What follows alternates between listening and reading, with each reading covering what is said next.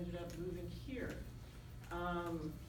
But for me, your point I thought was a great one about paying attention to the stuff you do now, and how that becomes important. And I was thinking about this today with some of the questions that JG had circulated, and I was just trying to see, is there any kind of parallelism between how I am now and how I was when I was in 7th grade?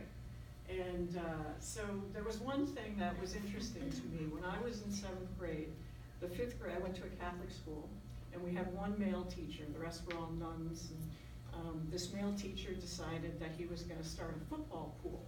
And so every Thursday, the boys would get a slip with all the games listed on it, and they had to circle who they thought the winner was. And my brother's a year younger than me. And so he was in this pool, and every single time he would pick them, I was just like, nah, it's the wrong pick. And the more I thought about it, I was like, why can't I do this?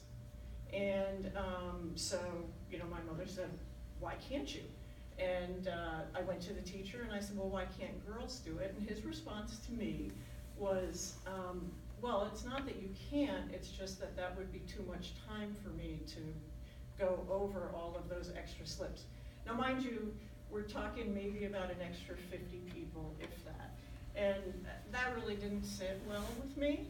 So I decided, time to create a girls' football pool, which I did. And I actually didn't think about that till today, JG. And so we ran that, and one of my friends in my class actually beat all the boys that year in the football pool. So for me, and for what you were saying, I think that was probably the beginning of me saying to myself, you know what?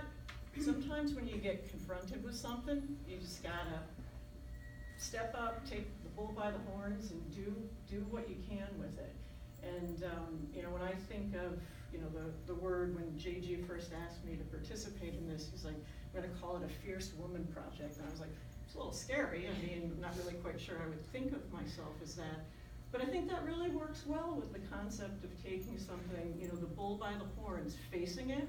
It's dangerous, it's going to be, it might be a little bit rough, but realizing you gotta look it in the eye, size it up, and figure out what you're gonna do to change that.